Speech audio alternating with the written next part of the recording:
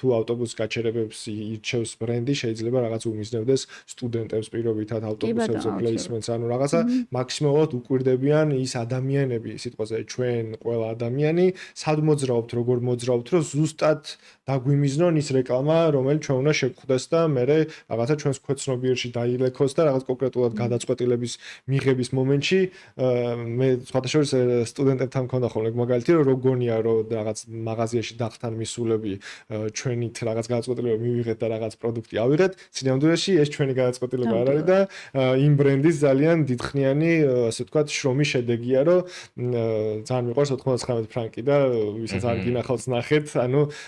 მან ძალიან კარგად არის ახსნილი ზოგადად ეგ პროცესი და